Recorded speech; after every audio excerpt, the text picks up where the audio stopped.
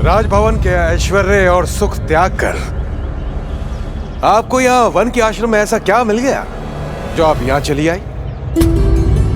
अशांत मन को शांति देने, क्योंकि तुम्हारी भूल ने मेरे मन को अशांत कर दिया है। क्योंकि जानबूझकर की गई भूल विनाश को आमंत्रित करती है, और कोई भी माँ अपनी संतान के विनाश को होते नहीं देख सकती। भूल, विनाश। नरकासुर की माँ के मुख से ऐसे शब्द शोभा नहीं देते, क्योंकि नरकासुर का कोई कुछ नहीं बिगाड़ सकता। मेरी सेना में स्वयं देवाधिदेव महादेव शामिल हैं, और जिन गणेश जी की महिमा का बखान करते आप थक नहीं रही थी, वो भी चाहे अनचाहे हमारी सेना का ही भाग है। मेरे मित्र बानासुर ने अपनी मित्रता का ऐसा प्रमाण दिया है जिसे इतिहास याद रखेगा। उसने अपनी तपस्या से ऐसा वरदान प्राप्त किया है जिससे स्वयं महादेव एवं शिवगण बाध्य हो गए हैं।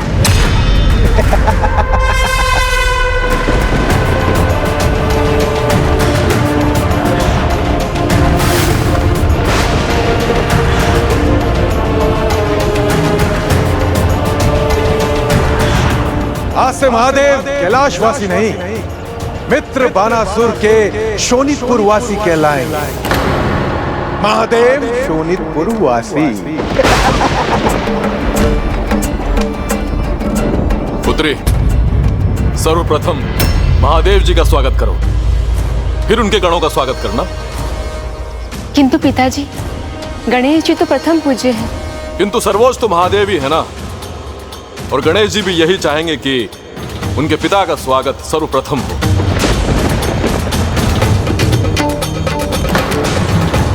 उचित है, सर्वप्रथम पिताश्री का, प्रभु महादेव का ही स्वागत होना चाहिए।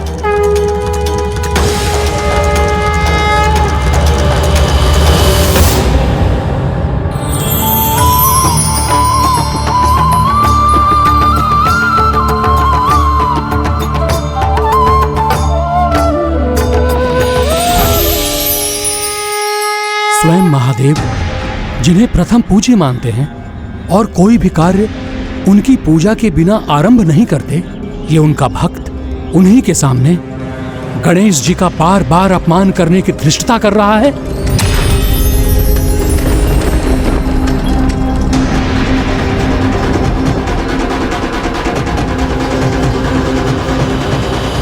इसका परिणाम तो उसे भुगतना ही होगा। पिताश्री, वो जो भी कर रहा है उसमें हानि तो उसी की है ना।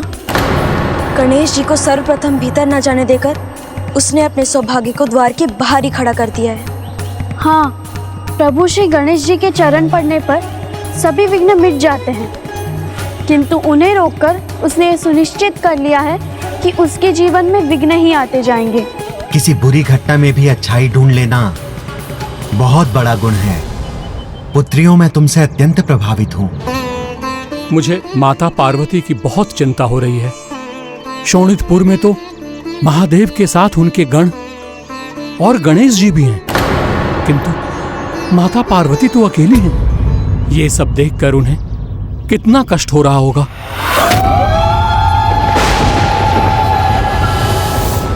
आइए नंदीश्वर जी।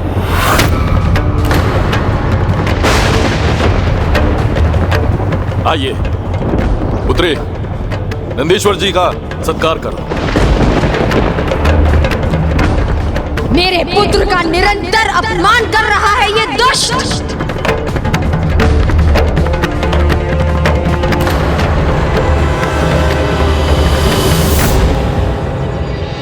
इतना सुंदर परिवार मिला है इस दुष्ट असुर को।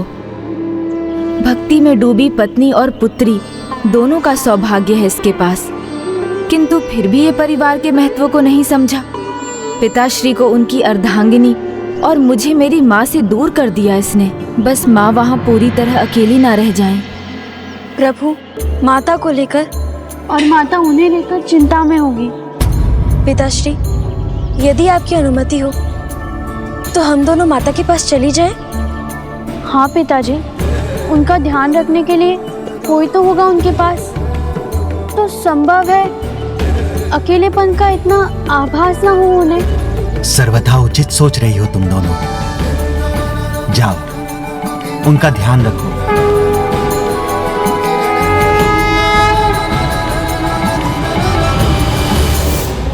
अब तुम दोनों जाओ और इनके भोजन की व्यवस्था करो। मैं प्रभु को शोणितपुर के अतिथि गृह ले जाऊंगा। जाओ पुत्री।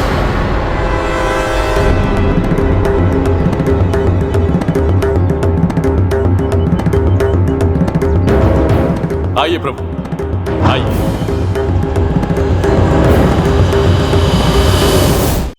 ये देखिए, ये भव्य है और सभी सुखों से संपन्न अतिथि भवन मैंने आपके लिए ही बनवाया है प्रभु। मैं जानता था प्रभु तो आएंगे ही, इसलिए आपको यहां तनिक भी कष्ट ना हो, इसलिए मैंने ये भवन बनवाया प्रभु। आपको अब कैलाश की ठंड नहीं, मेरे इस भवन का सुख भोगने को मिलेगा। आप खड़े क्यों हैं प्रभु? आइए विराजिए। रुके रुके गणेश जी, ये कक्ष आपके लिए नहीं है, ये तो केवल मेरे आराध्य महादेव के लिए है। बस बाणासुर, बहुत हुआ। कहीं बाणासुर के कारण महादेव और माता काली परस्पर विरोध करने पर विवश हुए तो सर्वनाश हो जाएगा। हमें मां का आक्रमण रोकना होगा।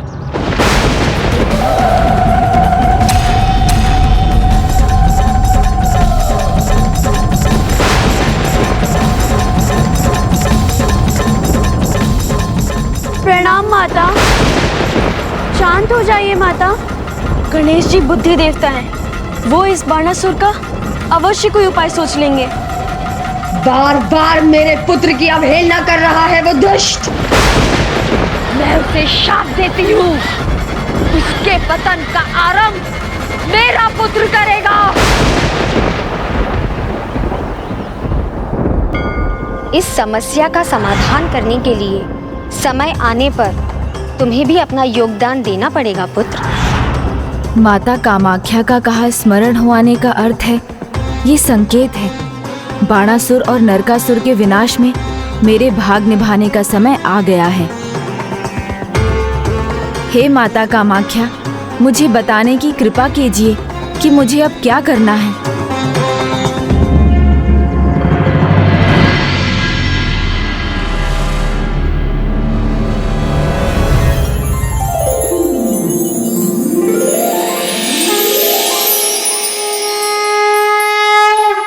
उषा का विवाह, किंतु उससे बाणासुर के विनाश का क्या संबंध है? प्रणाम प्रभु।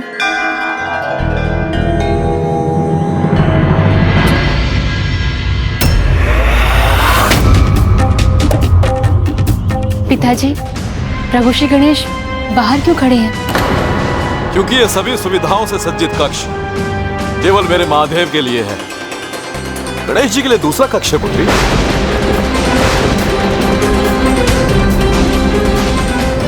प्रभु महादेव, आप ऐसे क्यों खड़े हैं?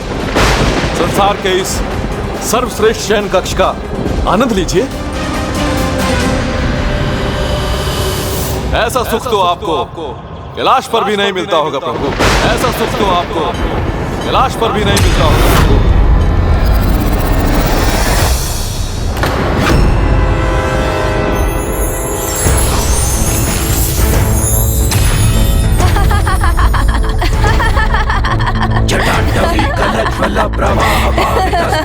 ये क्या हुआ?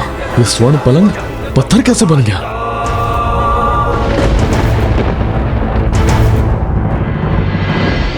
प्रभु, ये तो उचित नहीं। मैंने आपके लिए इतनी सुख सुविधाओं का प्रबंध किया और आपने क्या किया? उन्हें पत्थरों, सूखे पत्तों और वृक्षों में परिवर्तित कर दिया। बाणासुर, भक्त तो भगवान की हर पसंद को जानते हैं। क्या तुम्हें नहीं पता? कुबेर देव के भंडार को भरने वाले भोले भंडारी महादेव ही हैं, जिनका सभी परित्याग करते हैं। महादेव उन्हें अपनाकर सात्विक जीवन जीते हैं। कैलाश उन्हें सर्वाधिक प्रिय है। कैलाश ही उनके हृदय में बसता है। अपने आप को उनका महान भक्त कहने वाला ये भी नहीं जानता? सब जानता हूँ मैं, अपने भगवान को भी और उनकी भक्ति के मार्ग को भी। आप मुझसे शत्रुता का व्यवहार कर मेरा अपमान मत कीजिए गणेश जी। भक्त होने के नाते मैं वो सब करूंगा जिससे मेरे भगवान प्रसन्न हो, और आप उसमें हस्तक्षेप नहीं करेंगे। आपके लिए उचित होगा कि आप एक कोने में बैठे रहें। ये मेरा अनुरोध नहीं, मेरी इच्छा है, और मुझे मिले वरदान के अनुसार महादेव के समस्त गणों को मेरी इच्छा स्वीकार करनी होगी। ना ये दुष्ट रहेगा, ना इसके दुष्टता की कोई इच्छा रहेगी। बाणासुर, तुम अतिथि बनाकर लाए हो तो अतिथि रूप में सत्कार करना सीखो। जानते हो ना, अतिथि का अपमान पाप है। अतिथि अपमान करे तो वो ठीक, और मैं उसका उत्तर दूं तो वो पाप। आप मुझे व्यवहार बदलने की सीख दे रहे हैं गणेश जी, किंतु आपका अपना व्यवहार आपको शोभा नहीं देता। जाइए वहां, आराम से कोने में बैठे रहिए। जाइए वहां, आराम से कोने में बैठे रहिए।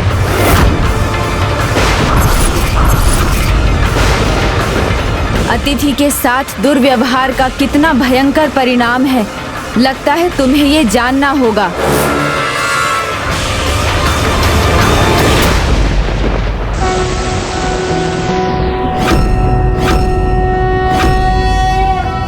ओम नमस्ते गणपते त्वमेव प्रत्यक्षं तत्त्वमसि त्वमेव केवलं कर्तासि त्वमेव केवलं धर्तासि त्वमेव केवलं हर्तासि त्वमेव सर्वं खल्विन्दं ब्रह्मासि।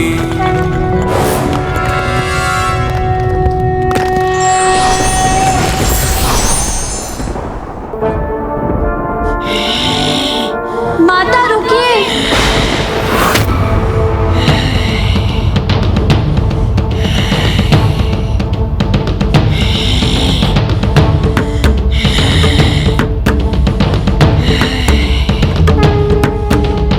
ओम एकदंताय विद्महे वक्रतुंडाय धीमहि तन्नो दन्ती प्रचोदयात्। ओम कालिके च विद्महे शमशानवासिने धीमहि तन्नो काली प्रचोदयात्। ओम एकदंताय विद्महे वक्रतुंडाय धीमहि तन्नो दन्ती प्रचोदयात्। ओम कालिके च विद्महे शमशानवासिने धीमहि तन्नो काली प्रचोदयात्।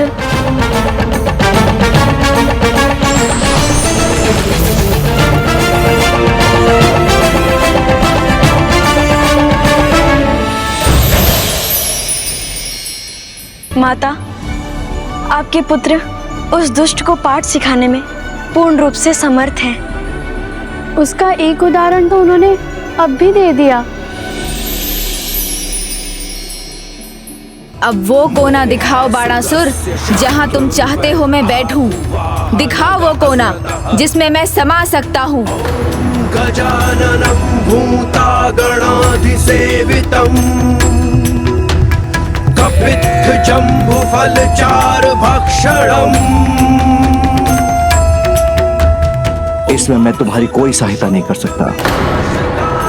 तुमने गणेश का अपमान किया है, इसका परिणाम तुम्हें स्वयं भुगतना होगा, क्योंकि तुम भूल गए गणेश ही नहीं, मेरे किसी भी गण का अपमान स्वयं मेरा अपमान है।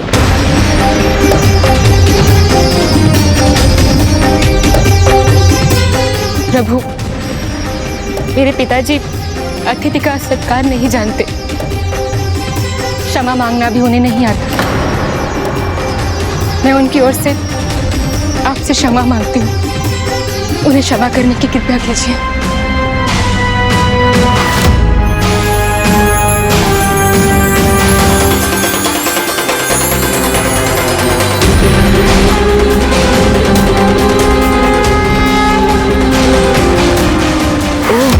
तो ये संकेत है माता कामाख्या का उषा द्वारका की बहू बनने वाली है। अर्थात उषा का पति वो होगा जो प्रभु श्री कृष्ण का निकट संबंधी होगा।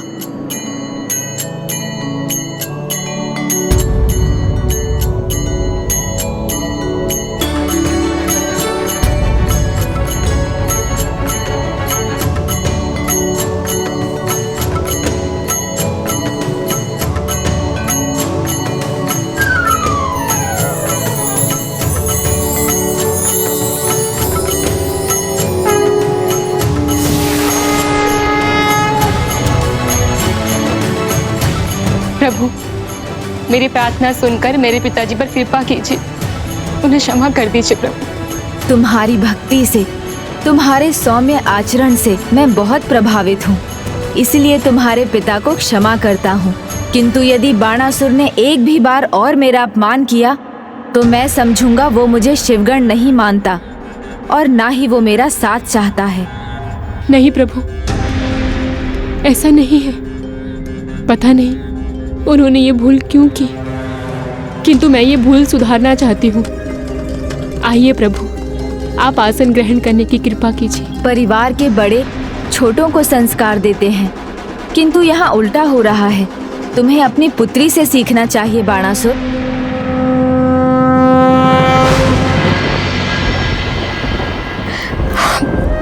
क्रोध को त्याग करके भोजन कीजिए। आपकी पसंद के पकवान बनाए हैं। तुम्हारे अतिथि सत्कार से मैं प्रसन्न हूँ, तुम्हें आशीर्वाद देता हूँ। तुम्हारे व्यक्तित्व में पावन भक्ति की ऊर्जा से भरी उज्जवल कांति है, तो तुम्हारा पति भी दैविक तेज से परिपूर्ण होगा, देवता समान होगा। तुम धर्मनिष्ठ हो, प्रभु सत्ता में तुम्हें आस्था है, इसलिए तुम्हारे पति के माध्यम से भगवान के एक रूप से ही तुम्हारा संबंध स्थापित होगा। पुत्री के लिए पति का चुनाव करने का अधिकार तो पिता का है, इसलिए उषा के पति का चुनाव मैं करूंगा। प्राणी की नियति उसे उस दिशा में ले ही जाती है जहां उसे जाना होता है। वही उषा के जीवन में भी होगा बाणासुर। तुम रोकना चाहोगे तो भी उसे नहीं रोक सकोगे।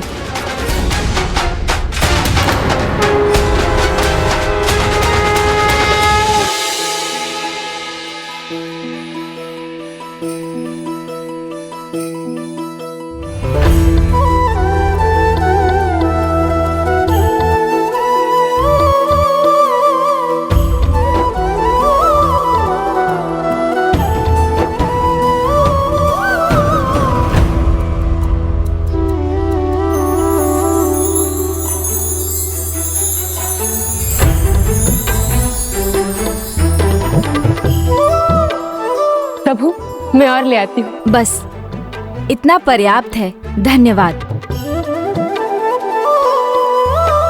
क्या हुआ अनिरुद्ध, इतने समय के बाद अपने पितामह से मिलने आए हो, फिर भी कहीं और ही खोए हो? वो मुझे लगा कि जैसे मैंने किसी को देखा। जैसे जीवन में हर बात का कारण होता है, इस बात के पीछे भी कोई ना कोई कारण अवश्य छुपा होगा।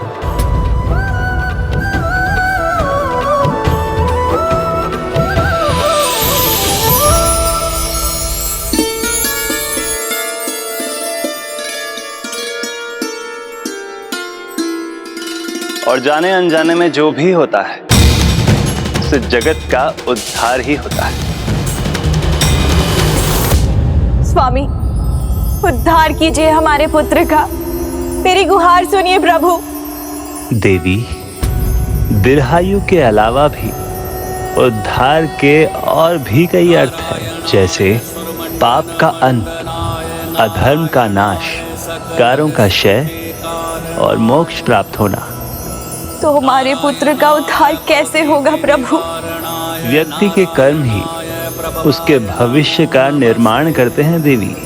उसके भी जीवन का भविष्य उसके कर्म ही निर्धारित करेंगे, किंतु अब वो जो भी करने वाला है उससे उसके संचित पुण्य समाप्त हो जाएंगे।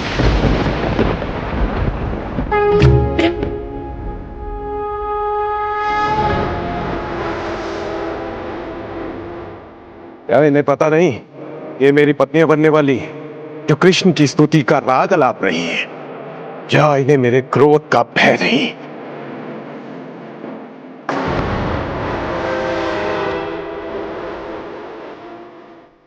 बंद करो ये शोर, ये स्तुति, अन्यथा तुम सभी अपने मुख से अपने कृष्ण का नाम तक नहीं ले सकोगी।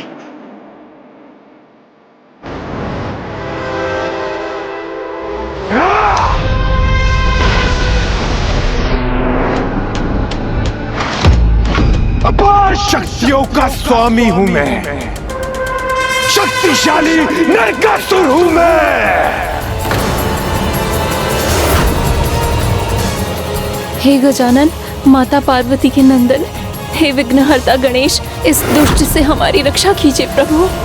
मेरे आदेश का पालन अभी हो, इसी क्षण। भक्ति की शक्ति अपार है जिससे कोई पार नहीं पा सकता। नहीं, हम में से कोई भी तुम्हारे आदेशों का पालन नहीं करेंगी, न ही कोई तुमसे भयभीत होंगी। विघ्नहर्ता गणेश जी ने हमारे भीतर विश्वास की आस जगाई है, इसीलिए हमने निर्णय लिया है कि हम में से कोई तुमसे विवाह नहीं करेंगी। जानती भी हो मेरे आदेश को न मानने का क्या परिणाम होगा? परिणाम की चिंता हम नहीं करती, क्योंकि स्वयं गणेश जी ने कहा था हमें बचाने के लिए कि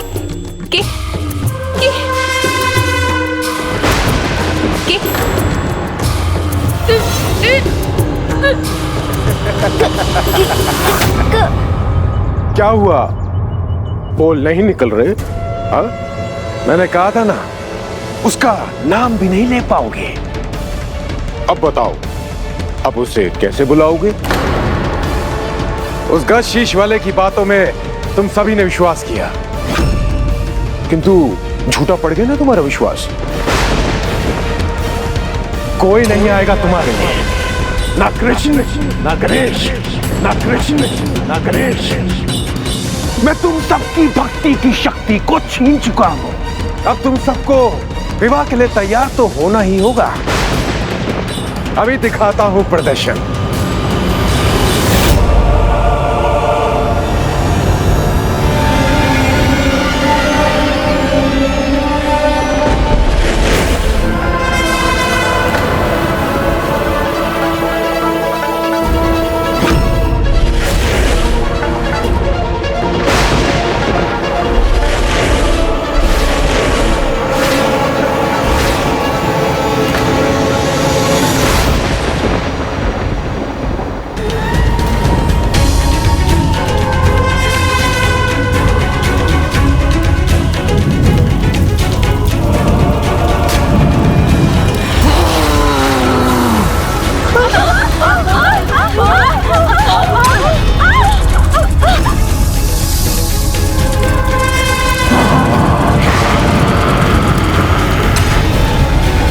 मेरी मायावी राक्षसियां तुम सबकी भक्ति का सम्मोहन तोड़ देंगी, और मायावी होने के कारण इन्हें कोई छू भी नहीं सकेगा।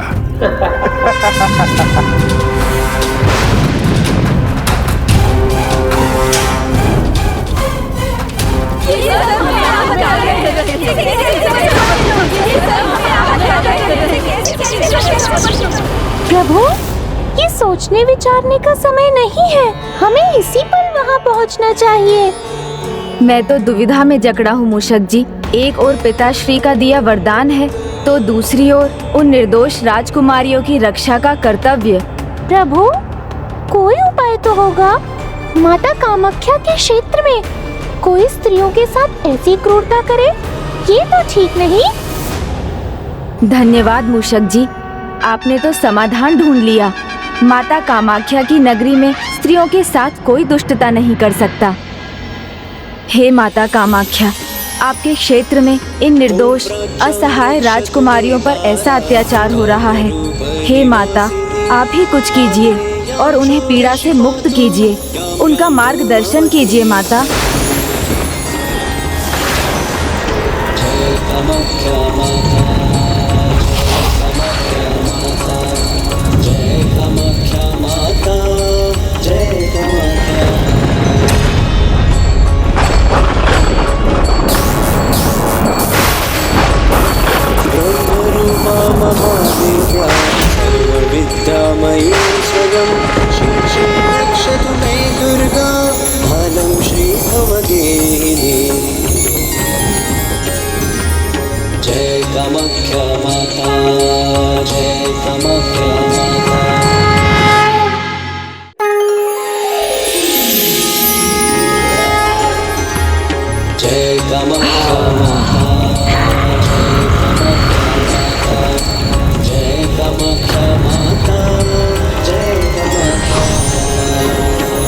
ऊर्ध्वरक्षतु मे विद्या मातंगी पीठा। हमारी माया के आगे इनकी माया नहीं टिकेगी। इन्हें अभी मैं देखती हूँ। कामाख्या कनिका स्वयं। जय कामाख्या माता, जय कामाख्या माता, जय कामाख्या माता, जय कामाख्या माता। कौमेर्यं पातु मे देवी श्री। ये इनकी कैसी माया है जो हमारी माया पे भारी पड़ रही है? इन माता कामाख्या की कृपा है हम पर, जो सभी माया और सिद्धियों की स्रोत है। जय कामाख्या माता, जय कामाख्या माता, जय कामाख्या माता।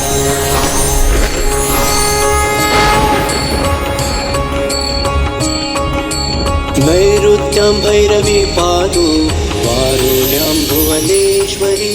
माता कामाख्या की जय, माता कामाख्या की जय, माता कामाख्या की जय। कामाख्या माता, जय कामाख्या माता, जय कामाख्या माता, जय कामाख्या माता। पुत्रियों, तुम्हें नरकासुर की चिंता करने की आवश्यकता नहीं। इन असुरी स्त्रियों को उसने तुम्हें कष्ट देने के लिए भेजा था, इसलिए अब यही तुम्हारा ध्यान रखेंगे। कोई कितना भी शक्तिशाली क्यों ना हो, ईश्वर की भक्ति के लिए किसी को नहीं रोक सकता। भक्ति में बाधाएं डालने वाले स्वयं ही बाधाओं में घिर जाते हैं। तुम सभी अब निश्चिंत होकर श्री कृष्ण की भक्ति करो। किंतु माता, हमारे लिए तो प्रभु कृष्ण का नाम लेना भी असंभव कर दिया है उस दुष्ट नरकासुर ने। वो तुम्हारी जिह्वा को भले नियंत्रण में कर ले, किंतु तुम्हारा हृदय तो मुक्त है। अपने हृदय से श्री कृष्ण भक्ति करो, वही उनका नाम लो। ईश्वर के नाम की तरह जब हृदय से निकलती है तो सीधे भक्त की आराध्या तक पहुंचती है।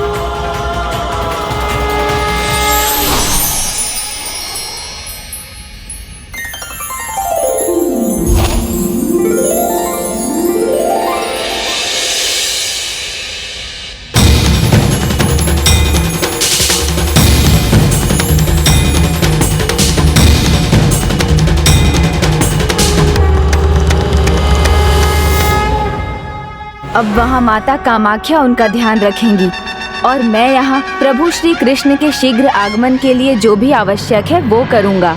किंतु अब हमें क्या करना है?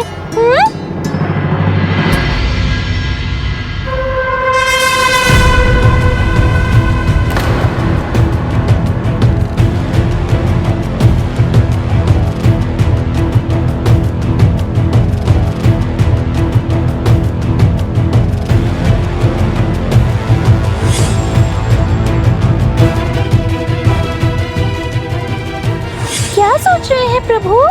यही कि भगवान श्री कृष्ण के यहाँ आगमन के लिए एक कारण चाहिए।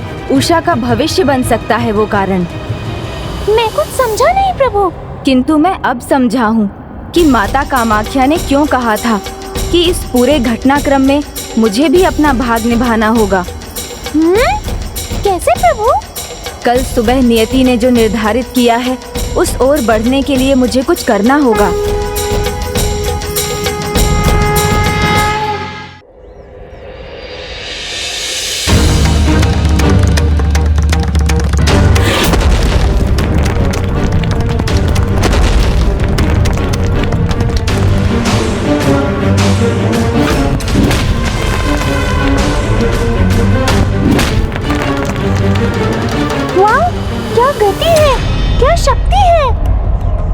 गणेश जी, आपने सराहना नहीं की। कदाचित आप मेरे युद्ध कौशल से प्रभावित नहीं हुए।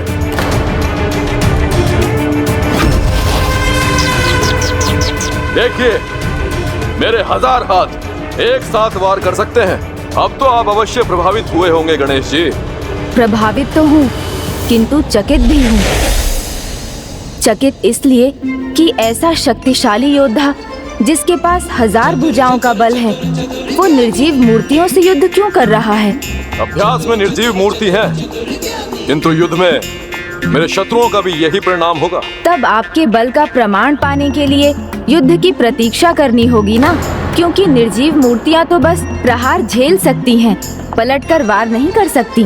ऐसा शक्तिशाली योद्धा है ही कहाँ जो मुझसे युद्ध करने का साहस करे। एक नरकासुर था, अब वो मेरा मित्र है। ओह, तो किसी सामर्थ्यशाली योद्धा से तुम्हारा टकराव ही नहीं हुआ, तो फिर तुम्हें बलशाली कैसे मान लूं? तो आप भी किसी योग्य योद्धा को ले आइए गणेश जी, पल भर में परास्त कर दूंगा। तुम्हें तो प्रभु महादेव का वरदान प्राप्त है ना, जो चाहोगे वो तुम्हें मिलेगा। तो उन्हीं से जाकर कहो, हो सकता है वो तुम्हारी ये इच्छा भी पूरी कर दे और तुम्हें अपने बल को आंकने का अवसर मिल जाए। हाँ, ये तो बड़ा अच्छा सुझाव है। प्रभु को मेरी इच्छा माननी ही होगी। रुको बाणासुर, अभी उनके पास मत जाओ। प्रभु महादेव अभी ध्यान में होंगे। आप भूल रहे हैं गणेश जी, ये मेरा नगर है, कैलाश नहीं। और यहाँ वही होगा जो मैं चाहूंगा। महादेव को भी अपने ध्यान से बाहर आना होगा। प्रभु, ये तो अपने ही पांव पर कुल्हाड़ी मारने निकल पड़ा। अहंकार में विवेक मर जाता है, जिसका जीता जागता प्रमाण ये बाणासुर है।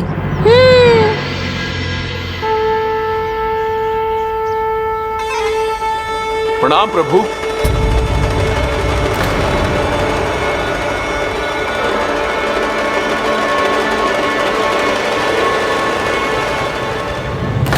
प्रभु प्रणाम। आज ही अपना सर्वनाश करवा कर ही रहेगा। प्रणाम प्रभु, मुझे आपसे कुछ चाहिए।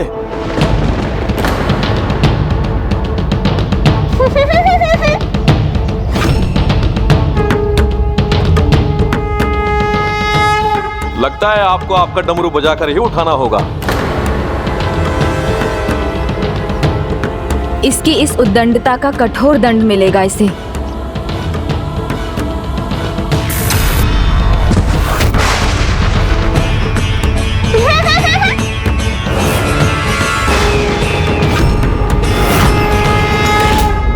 क्या हुआ बाणासुर?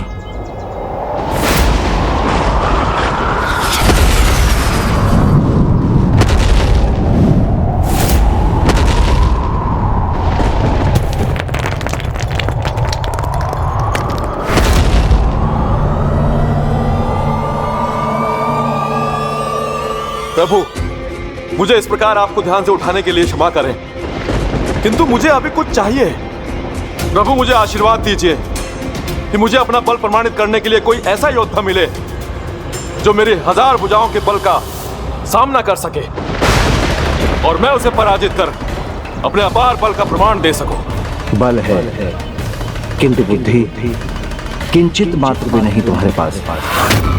मेरे ध्यान को भंग करने का परिणाम नहीं जानते तुम। नहीं जानते कि अकारण किसी के ध्यान को भंग नहीं करना चाहिए। जाओ, शीघ्र ही तुम्हारे सामने वो योद्धा होगा जो तुम्हारे अहंकार के साथ तुम्हारी 1000 भुजाओं को भी तुमसे विलग कर देगा।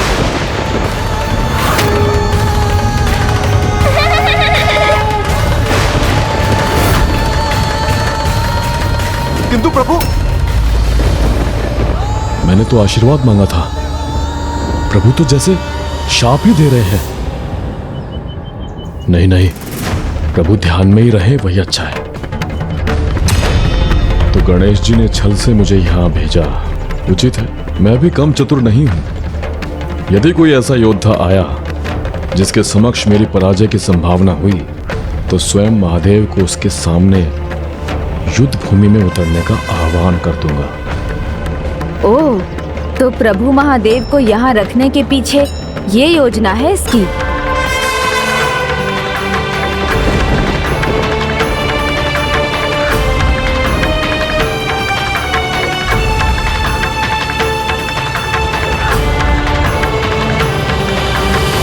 प्रभु, बाणासुर ने स्वयं अपने काल को मांगा है प्रभु से। हाँ मूषक जी, अब हमें शीघ्र उसे बाणासुर तक पहुंचाने का उपाय करना होगा। प्रभु, अनुमति है तो मैं भीतर आऊं? अवश्य। ये लीजिए प्रभु, आपके प्रिय मोदक। बहुत धन्यवाद। बड़ी भूख लग रही है। नहीं नहीं, मुझे नहीं, प्रभु को।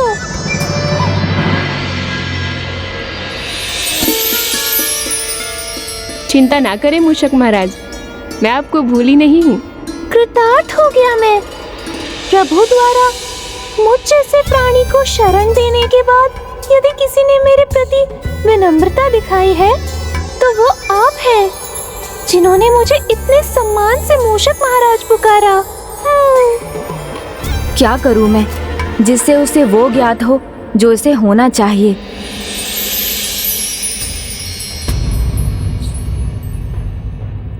प्रभु, आपके लिए और मोदक ले आऊं? प्रभु, आपको और चाहिए? प्रभु, आप कहाँ खो गए?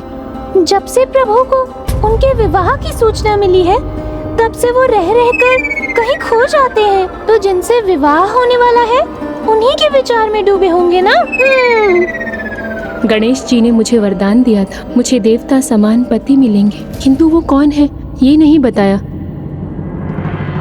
अपने विवाह को लेकर तो मैं भी पूछना चाहती हूँ, किंतु पूछने में लाज भी लगती है। गणेश जी प्रभु, वो आपको मोदक कैसे लगे? बहुत स्वादिष्ट थे, मुझे माँ की याद दिला दी। गणेश को मोदक अत्यंत प्रिय हैं। यदि तुम्हें उसे प्रसन्न करना है तो मोदक बनाना सीख लो पुत्रियों। माता, आप हमें सिखाएंगे तो हम अभी सीख जाएंगे। वो यहाँ होता तो मेरे हाथों के मोदक पर टूट पड़ा होता।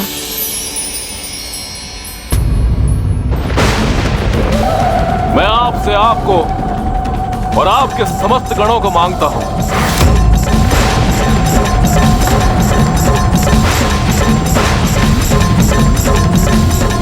एक माँ को अपने पुत्र से दूर करने का भय दुष्ट बाणासुर को अवश्य भुगतना होगा। आपको अच्छे लगे तो मैं कुछ और मोदक लेकर आती हूँ। नहीं धन्यवाद, मेरी भूख तो तृप्त हो गई। इतना प्रसन्न हूँ मैं तुमसे कि तुम्हें एक और वरदान देने की इच्छा हो रही है। प्रभु, आपने मुझे मेरा वरदान तो पहले ही दे दिया है। आपके दर्शन और सेवा का अवसर ही मेरे लिए वरदान समान है प्रभु। किंतु कुछ तो है जो तुम मुझसे जानना चाहती हो। कैसे पूछूं प्रभु? इस प्रकार उतावली होकर अपने पति को लेकर पूछना शोभा नहीं देता। तुम पूछोगी नहीं तो ये घटनाक्रम आगे कैसे बढ़ेगा? जब तक अपने पति की कल्पना कर उसके बारे में जानोगी नहीं तो तुम्हें दिया वरदान कैसे पूर्ण होगा? क्योंकि वरदान तो चेष्टा से ही संपन्न होता है। प्रभु, वो पूछने में संकोच कर रही हैं, किंतु आप तो जानते हैं ना कि उनके मन में क्या जिज्ञासा है। तुम्हारे मन में जो प्रश्न है वो मैं जानता हूँ। पूछूं या ना पूछूं, प्रभु तो व्यस्त हैं। क्या हुआ पुत्र अनिरुद्ध, कुछ पूछना चाहते हो? कैसे पूछूं? वो कन्या कौन है जिसका मुझे आभास हो रहा है? तुम्हें पूछने की आवश्यकता नहीं। तुम मेरी भक्त हो, मैं तुम्हारी भक्ति और सेवा सत्कार से प्रसन्न हूँ, अतः तुम्हें आशीर्वाद देता हूँ। तुम्हारी जिज्ञासा आज रात्रि तक शांत हो जाएगी। आज रात्रि तुम्हें वो ज्ञात होगा जो तुम जानना चाहते हो।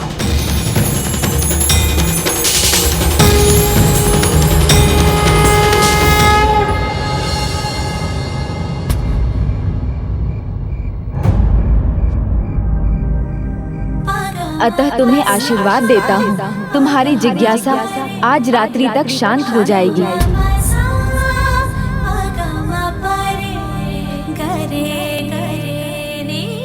प्रभु ने कहा था आज रात मेरे सामने ये भेद खुल जाएगा, किंतु अभी तक तो मुझे कोई संकेत नहीं मिला।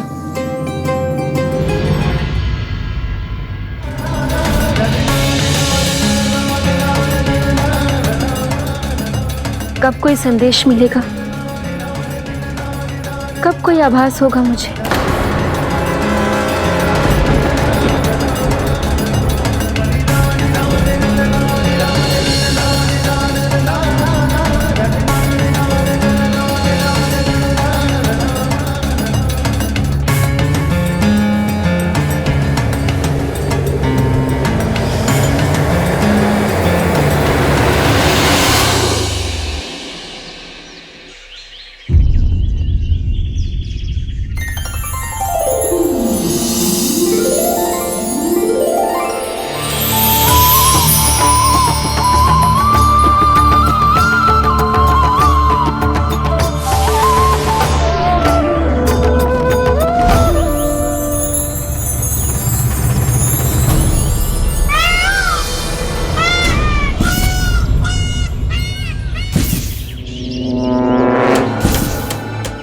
ध्वनि कैसी है?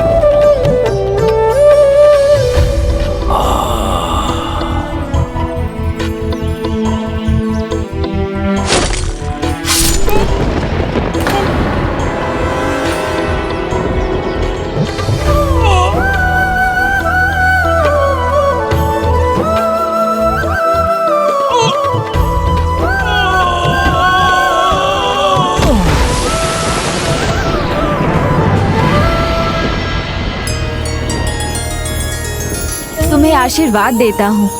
तुम्हारे व्यक्तित्व में पावन भक्ति की ऊर्जा से भरी उज्जवल कांति है, तो तुम्हारा पति भी दैविक तेज से परिपूर्ण होगा, देवता समान होगा।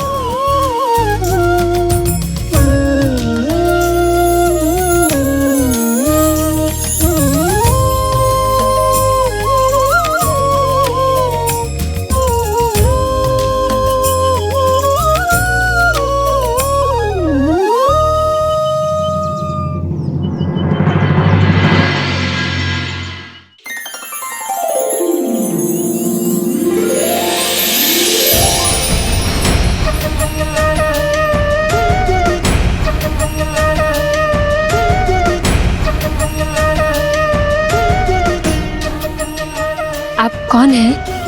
आपका नाम क्या है? अनिरुद्ध।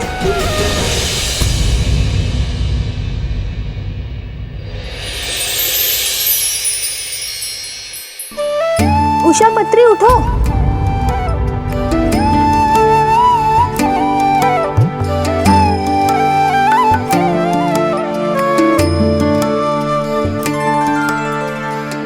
अब देर मत करो पुत्री, पूजा के लिए पुष्प लेने जाना है ना।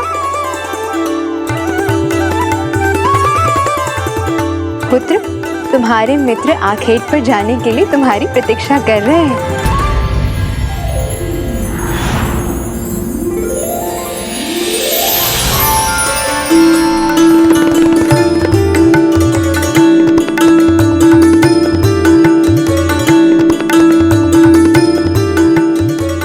कल स्वप्न में उनका नाम तो नहीं जान पाई, लेकिन उनकी छवि मेरे मन में स्पष्ट रूप से अंकित हो गई है और मुझे पता है कि उन्हें ढूंढने में मुझे किससे सहायता मिलेगी। कलाकार चित्रलेखा से।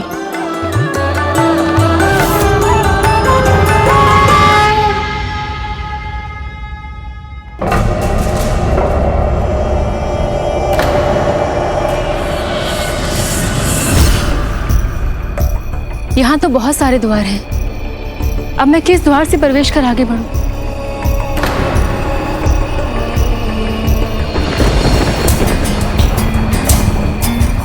चित्रलेखा जी एक कलाकार है, ये सारी कलाकृतियां उनकी ही होंगी।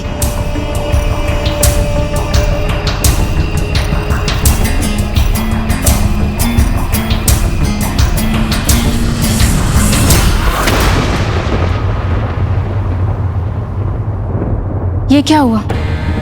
मैं तो फिर से वहीं पहुंच गई।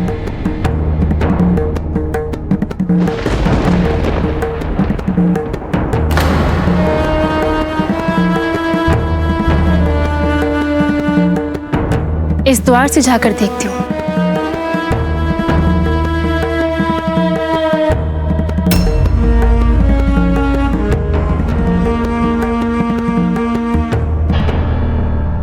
यहां से आने का भी कोई लाभ नहीं।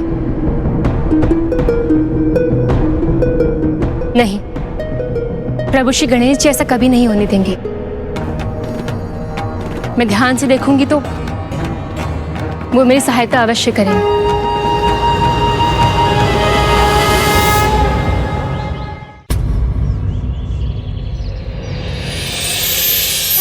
इस पड़ाव को पार करने के लिए मुझे बुद्धि का ही प्रयोग करना होगा। मेरे आराध्य श्री गणेश जी का विशाल मस्तक बुद्धि का ही तो प्रतीक है। मैं उन्हीं से सहायता मांगती हूँ।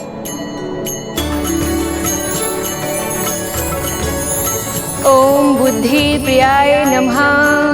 ओम बुद्धि प्रियाय नमः। हे बुद्धि के दाता, मेरी सहायता कीजिए। हे बुद्धि के दाता, मेरी सहायता कीजिए।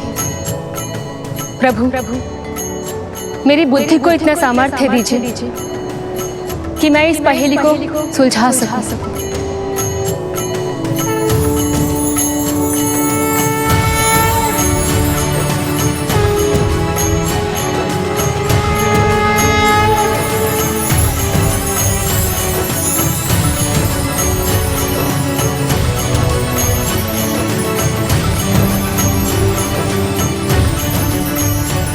सूर्यदेव की किरणों का प्रभाव बढ़ रहा है, किंतु इन द्वारों की तो कोई छाया ही नहीं है।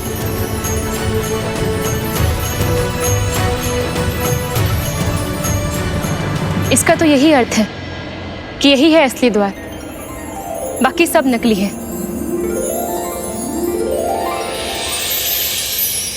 हे प्रभु श्री गणेश, हे बुद्धि के देवता, मेरी सहायता के लिए आपका कोटि कोटि धन्यवाद। मेरी सहायता के लिए आपका कोटि कोटि धन्यवाद।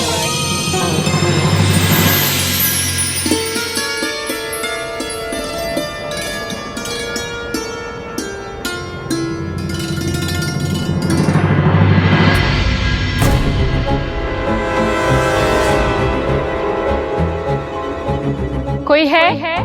कोई है? कोई है? कोई है यहाँ? कोई है यहाँ?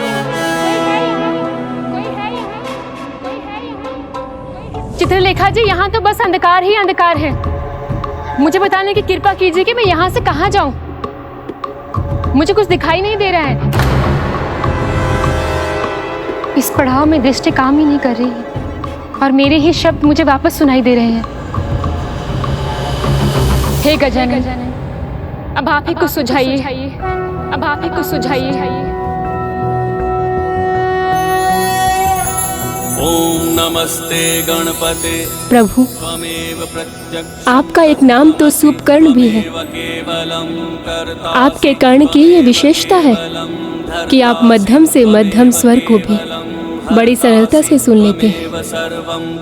अर्थात यहाँ से आगे जाने का मार्ग सुनने से ही मिलेगा। ओम शुभ गुण कानना, शूर करना, सुरो करना, विघ्न हरता श्री गणेशा।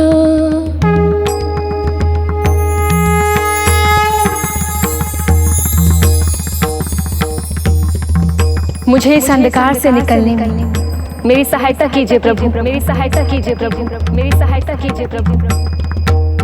ओम विघ्न हरता श्री गणेशा।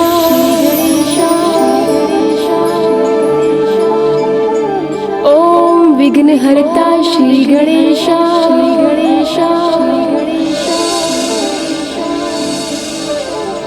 ओम विघ्न हरता श्री गणेशा।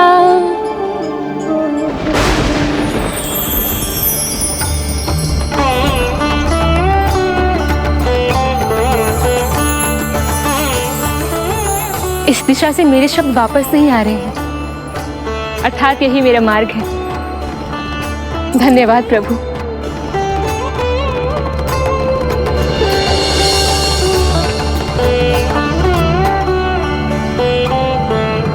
रुको, वहीं रुको।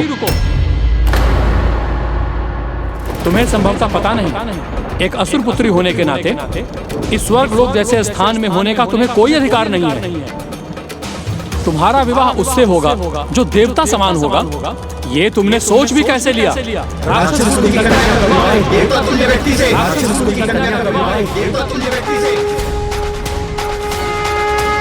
ओम लंबोदराय महोदराय, ओम लंबोदराय महोदराय।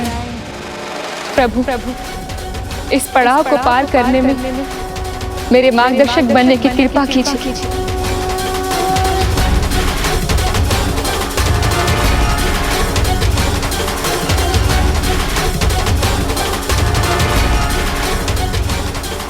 राक्षस कुल में भक्त प्रहलाद,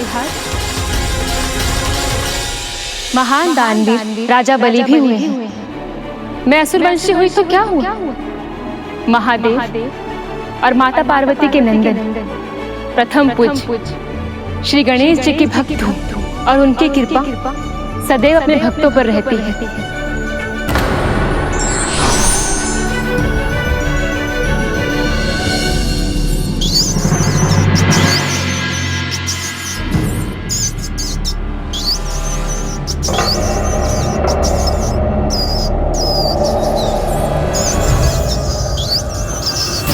ये कैसा भयंकर स्थान है।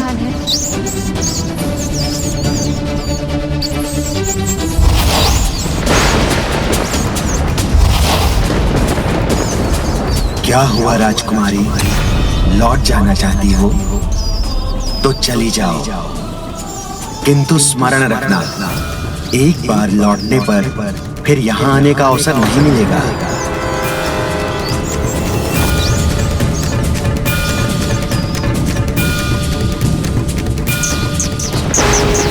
क्या हुआ प्रभु, आपका ध्यान क्यों भंग हुआ?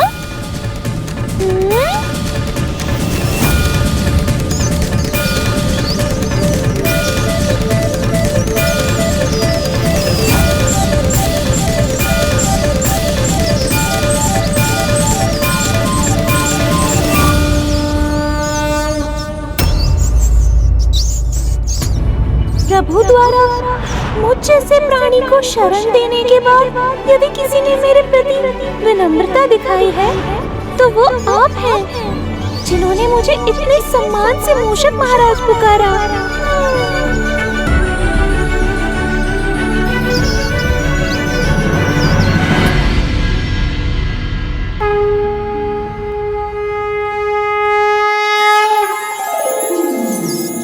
जो महादेव के पुत्र हैं, पार्वती नंदन हैं, उन्होंने एक मूषक को अपना वाहन बनाकर अपनी विनम्रता, उदारता का परिचय दिया है, तो भला मैं कीचड़ में पांव क्यों नहीं रख सकती?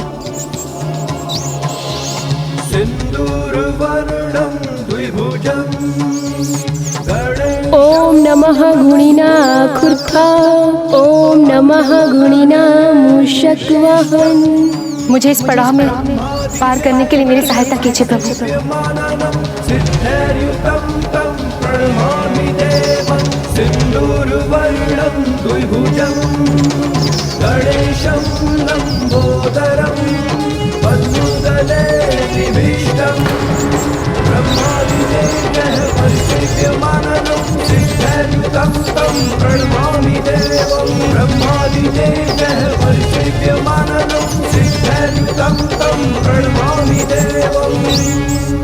मुझे इस दिशा में जाना चाहिए।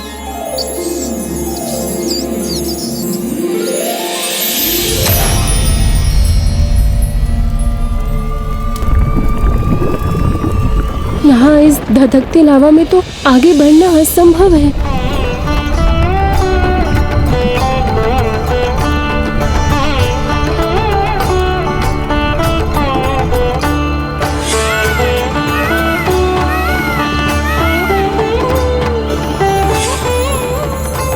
गणेश जी ने अपने कर्तव्य के लिए एक दंत न्योछावर कर दिया। किंतु असफलता स्वीकार नहीं की तो उनकी भक्त विफलता कैसे मान सकती है?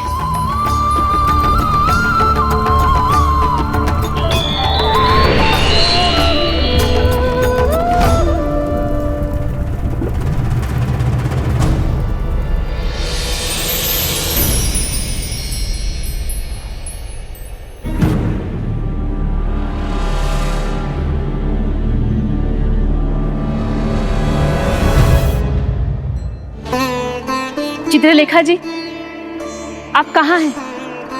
मैं बड़ी आशा से सब बाधाएं पार करके आप तक पहुंची हूँ। मुझे दर्शन दीजिए, सामने आने की कृपा कीजिए।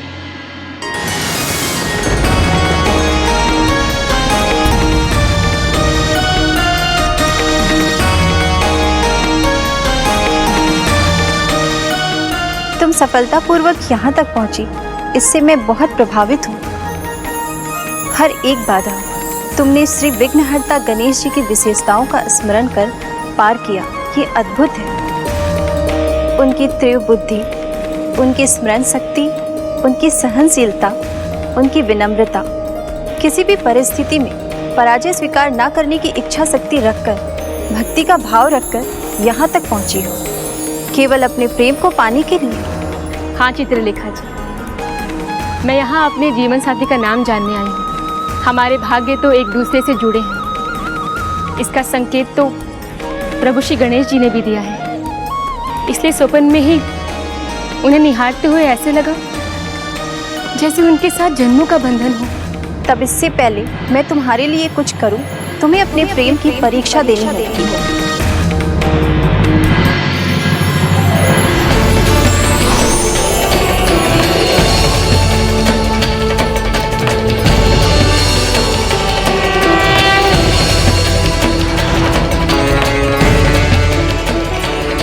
किंतु पांचों परीक्षाओं में तो मैं उत्तीर्ण हो चुकी हूँ। ये तुम्हारे कौशल की नहीं, प्रेम की परीक्षा है। यदि मैं परीक्षा में सफल हुई तो आप मुझे क्या देंगे? उन प्रश्नों के उत्तर जिन्हें लेकर तुम यहाँ तक पहुँची हो, और मैं तुम्हारे राजकुमार को तुम्हारे निकट भी लेकर आऊंगी। ये मेरा वचन है। तो मुझे बताइए कि वो कौन है जिन्हें मैं अपना सर्वस्व समर्पित कर चुकी हूँ? उनका नाम क्या है? मैं इसका उत्तर ढूंढने में तुम्हारी सहायता अवश्य करूंगी, किंतु तुम्हें मुझे उनके बारे में कुछ जानकारी देनी होगी। आओ मेरे साथ।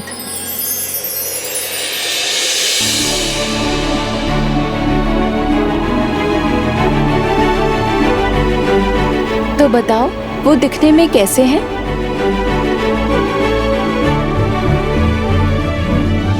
जैसे कोई बलशाली योद्धा हो। भयंकर असुर योद्धा या नहीं? वो तो त्रिदेव के अवतार लगते हैं। प्रभु श्री गणेश जी ने भी कहा था वो देवता समान होंगे।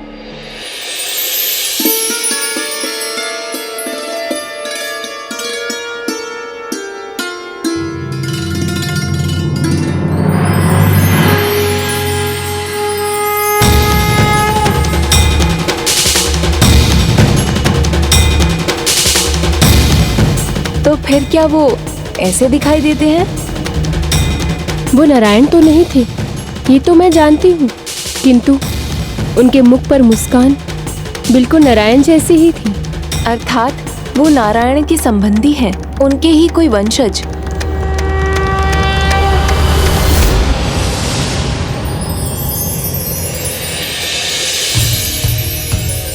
तो क्या वो ऐसे हैं? हाँ, वो धनुर्धारी तो है।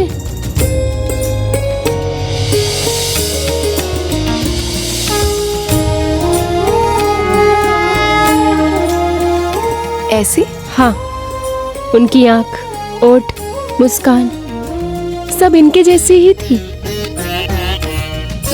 और आंखों में शरारत भी बिल्कुल ऐसी। अर्थात ऐसे आकर्षण वाला मुख तो श्री कृष्ण के कुल में ही संभव है।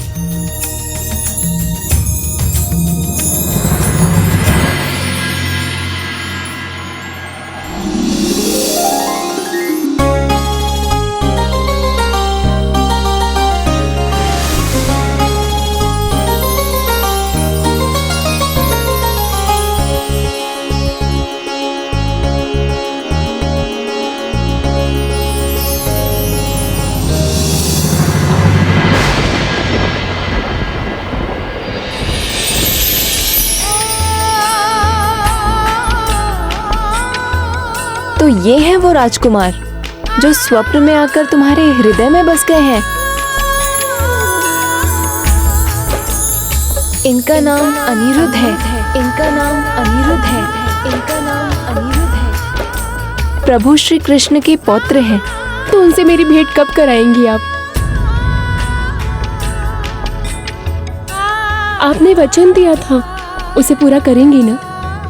मुझे उनसे मिलाएंगी ना? मैंने वचन तो दिया था, किंतु लीलाधर है श्री कृष्ण। मैं उनके पास जाकर इन्हें वहां से कैसे लेकर आऊंगी? तो शायद मेरे भाग्य में उनसे मिलना लिखा ही नहीं है।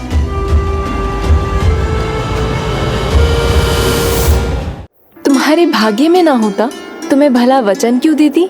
मैं अपना पूरा प्रयास करूंगी, किंतु उसके लिए मुझे तुम्हारे ही समान श्री विघ्नहर्ता गणेश का आशीर्वाद चाहिए।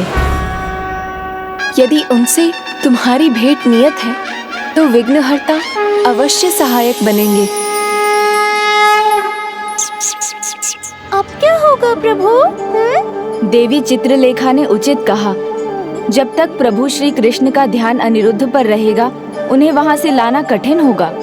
किंतु देवी उषा और अनिरुद्ध की अभी भेंट होना आवश्यक है, अन्यथा नरकासुर के पापों के अंत में और देर होगी।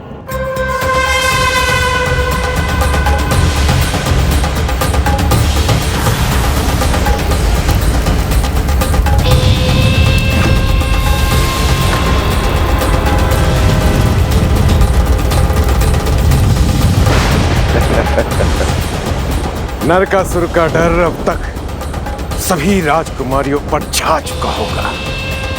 जाओ जाकर देखो।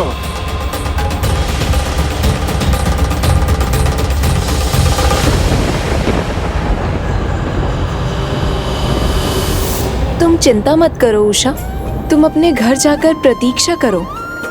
मैं अपनी माया का प्रयोग कर तुम्हारा प्रयोजन सिद्ध करने का पूरा प्रयास करूंगी। आपका बहुत बहुत धन्यवाद। अब मुझे युक्ति का प्रयोग करना होगा, जिससे प्रभु श्री कृष्ण का ध्यान अपने पौत्र पर ना रहे। किंतु आप ऐसा क्या करेंगे प्रभु?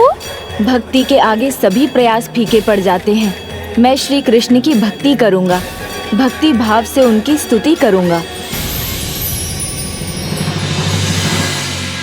ओम कृष्णाय नमः। ओम नमो भगवते वासुदेवाय।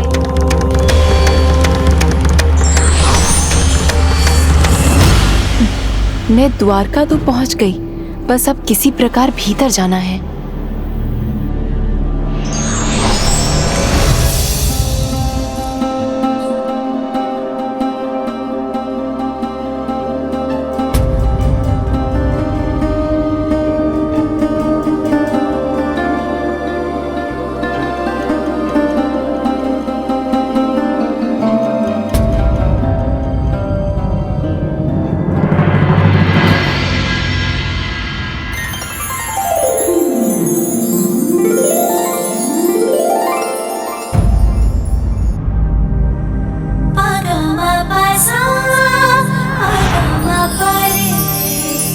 इनका नाम अनिरुद्ध।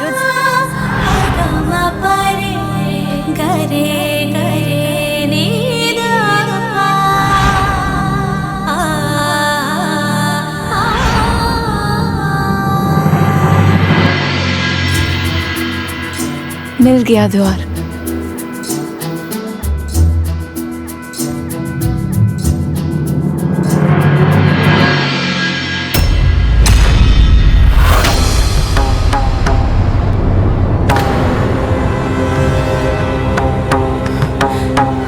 यहाँ तो स्वयं श्री कृष्ण विराजमान है। यहाँ तो स्वयं प्रभु श्री कृष्ण विराजमान है। ऐसे में मैं अनिरुद्ध को लेकर नहीं जा सकती।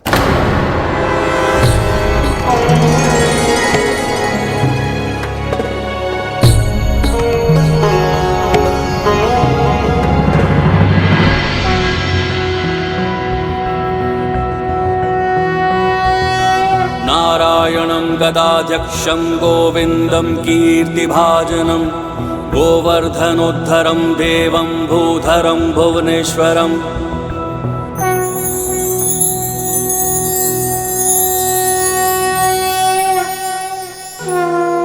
प्रभु श्री कृष्ण पर तो मेरी स्तुति का कोई प्रभाव नहीं हो रहा है। फिर कैसे होगा उषा और अनिरुद्ध का मिलन, जो नरकासुर के अंत के लिए अत्यंत महत्वपूर्ण है।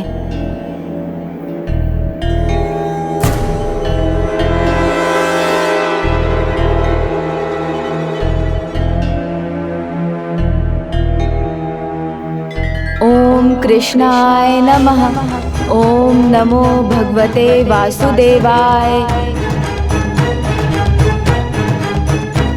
मेरी पूजा प्रभु तक क्यों नहीं पहुंच रही है? गणेश जी इतनी देर से प्रभु श्री कृष्ण की भक्ति कर रहे हैं, किंतु उन्होंने अभी तक दर्शन क्यों नहीं दिए? कहीं प्रभु की योजना विफल हुई तो फिर चित्रलेखा कैसे सफल होगी? और वो न हुआ तो हम बाणासुर के शोणितपुर में ही रह जाएंगे।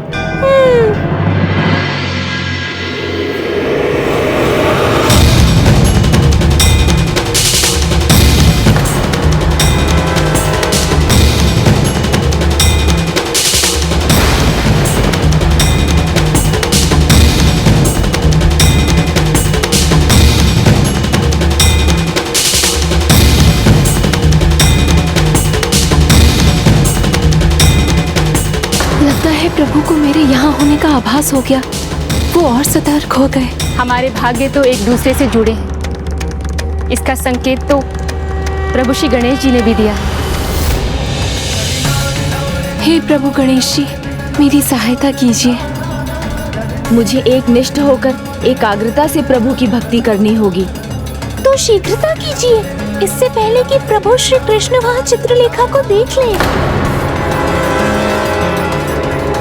विघ्नहर्ता श्री गणेश, रक्षा कीजिए, रक्षा कीजिए हे प्रभु गणेश जी। श्री कृष्ण गोविंदाय वासुदेवाय नमः। श्री कृष्ण गोविंदाय वासुदेवाय नमः। श्री कृष्ण गोविंदाय वासुदेवाय नमः। श्री कृष्ण गोविंदाय वासुदेवाय नमः। श्री कृष्ण गोविंदाय वासुदेवाय नमः। श्री कृष्ण गोविंदाय वासुदेवाय नमः। लगता है प्रभु ने मेरी सुन ली।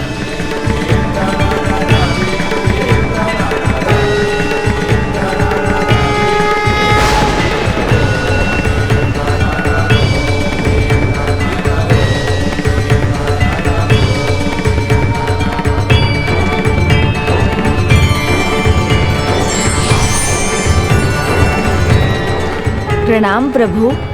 प्रणाम प्रभु।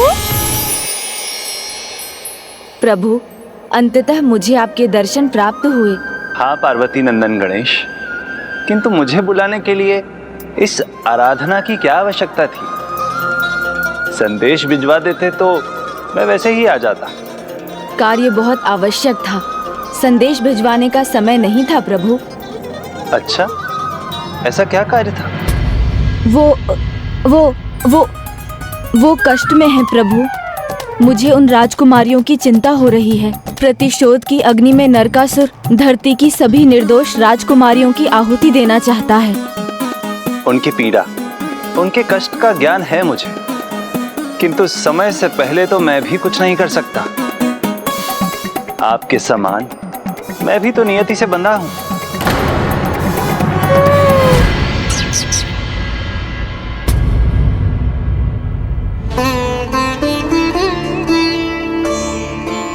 अब इन्हें यहाँ से उषा के पास ले जाती हूँ, किंतु कैसे? अब मेरे प्रस्थान का समय है। रुकिए प्रभु, आपके दर्शन से मेरा जी अभी भरा नहीं। मेरी आंखों को तृप्ति तभी मिलेगी जब मैं आपकी मुस्कान, आपके कमल नयन और आपके मनोहर रूप को ठीक से निहार लूंगा।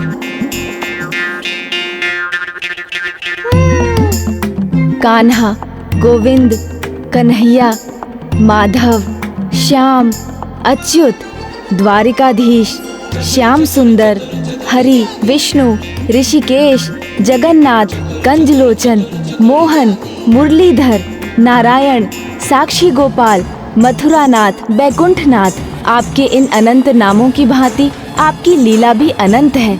आपके भक्त जिस नाम से आपको पुकारते हैं, आप उसी रूप में दर्शन देते हैं। हरे कृष्ण कृष्ण कृष्ण हरे हरे, हरे राम राम राम हरे हरे।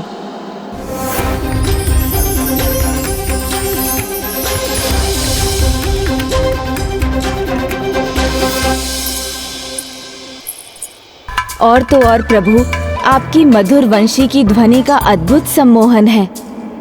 बस गणेश जी बस, आपका कार्य संपन्न हो चुका है। अब मुझे यहाँ रोकने की कोई आवश्यकता नहीं है। जी? जो आप चाहते थे वो हो चुका है। आपको पता था प्रभु? हरि अनंत हरि लीला अनंता, ये मैं क्या कर रहा था? जिन्होंने अपनी लीला से संसार को मोहित किया है, उनसे लीला करने का प्रयास कर रहा था। किंतु ये भी तो आपकी ही लीला है प्रभु। जो हुआ उसका होना अनिवार्य था, इसलिए मैंने उसे होने दिया। नियति के बहाव को आगे बढ़ने के लिए जो भी महत्वपूर्ण होगा, उसमें मैं सदा सहायक बनूंगा।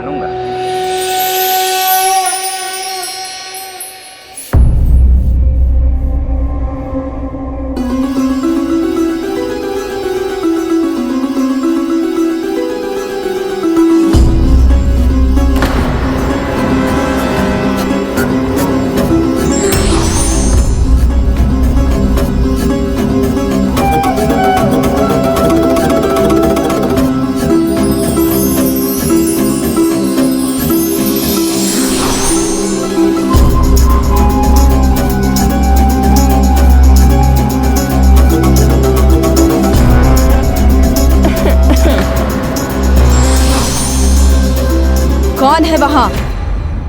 वहाँ वृक्ष के पीछे कौन हो तुम? चलो देखते हैं।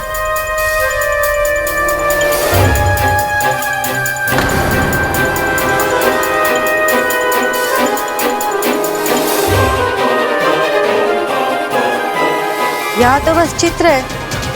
किंतु सतर्क हो जाओ, लगता है किसी की माया है ये। प्रभु, मैं चाहता था चित्रलेखा अपने कार्य में सफल हो, किंतु मेरी वास्तविक इच्छा तो उन राजकुमारियों को नरकासुर से मुक्त कराने की है, उनके कष्ट को दूर करने की है।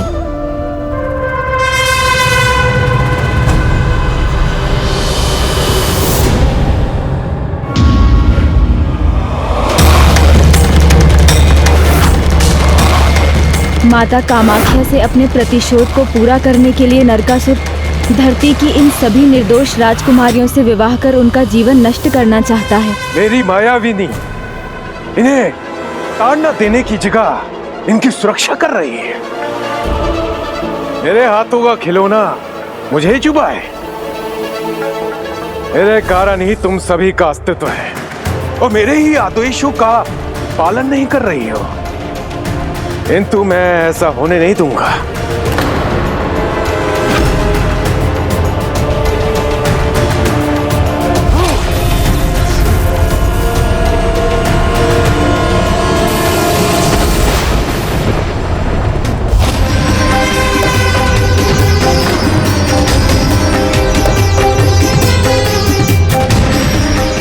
कौन सी माया का प्रभाव है ये जो मेरे प्रहार को इन्होंने अपने ऊपर ले लिया? मैंने अपनी माया से तुम्हें बनाया था और अपनी माया से ही तुम्हें नष्ट भी करूंगा।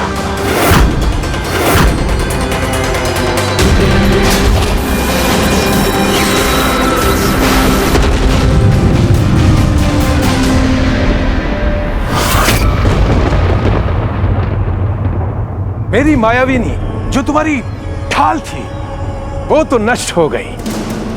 अब तुम्हारे पास केवल एक ही उपाय है। ध्यान छोड़ो और विवाह का जोड़ा उठाओ और मुझसे विवाह करने के लिए तैयार हो। ध्यान छोड़ो और विवाह का जोड़ा उठाओ और मुझसे विवाह करने के लिए तैयार हो।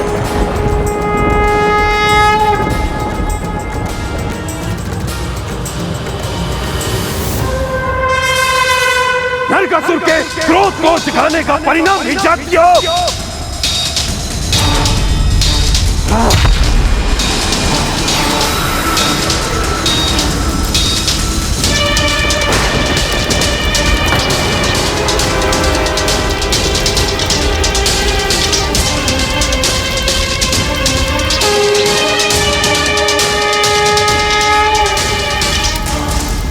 अब देखता मेरी अग्नि का ताप अधिक देर रहता है या तुम्हारा तप। टूटेगा, अवश्य टूटेगा तुम्हारा ये तप। मूर्ख नरकासुर, ये राजकुमारियां तो प्रभु के ध्यान में थी, किंतु इनके ध्यान को तप बनाने का कार्य तुमने किया है, जिसका ताप तुम्हें अवश्य सहना होगा।